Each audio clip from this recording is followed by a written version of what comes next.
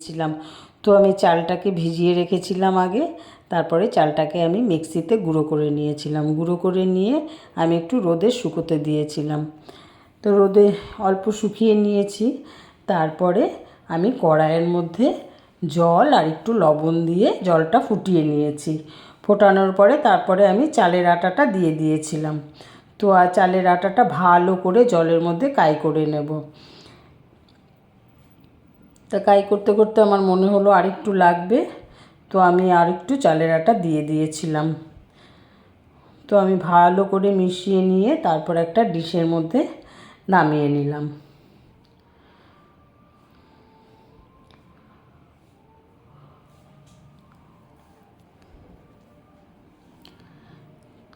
তারপরে আমি হাতের মধ্যে একটু ঘি মেখে চালের আটাটা ভালো করে মেখে নেব।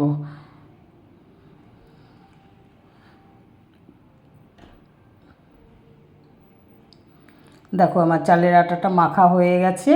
এবারে আমি একটা একটা করে লিচি কেটে নেব। তো হাতের মধ্যে আবারও আমি একটু ঘি মাখিয়ে নিলাম। ঘি মাখালে পিঠের স্বাদটা দ্বিগুণ হয়ে যায়।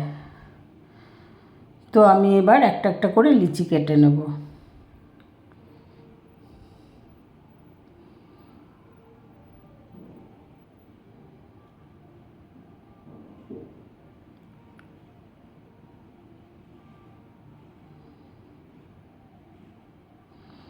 এই যে দেখো আমি একদম হাতের মধ্যে গোল গোল করে নিয়ে আগে থেকে আমি নারকেলের পুর করে রেখেছিলাম, সেই পুরগুলো ভরে এরকম গোল গোল বলের আকারে বানিয়ে আমি বাসমতি রাইস ভিজিয়ে রেখেছিলাম কোট করার জন্য। তো তার মধ্যে আমি একটা কোট করলাম, ভাবলাম একটা একটা করে কোট করব। তারপরে ভাবলাম না থাক, একবারে বানিয়ে নেই তারপরে কোট করব, সেই জন্য আমি ওটাকে সাইডে রেখে দিলাম। তো এবারে আমি সবগুলো বল আগে বানিয়ে নেব একটা একটা করে।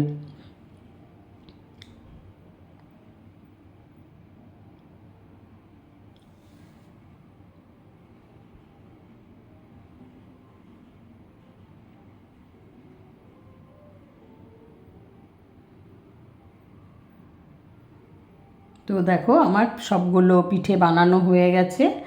এবার আমি এই বাসমতি রাইস চালের মধ্যে এই একটা একটা করে কোট করে নেব।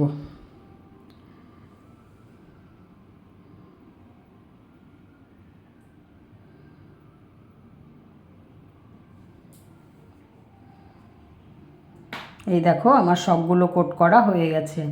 এবার আমি আগে থেকে জল বসিয়ে রেখেছিলাম, জলটা গরমও হয়ে গেছে।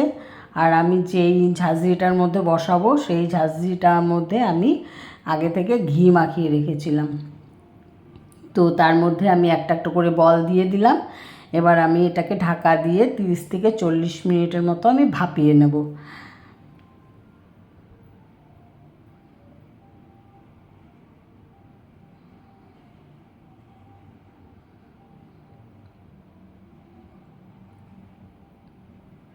দেখো বন্ধুরা, কি সুন্দর হয়েছে দেখতে আমার পিঠেগুলো, একদম কদম ফুলের মতন। দেখো আমি কতদূর দেখাতে পাচ্ছি তোমাদের জানি না, দারুণ হয়েছিল খেতে।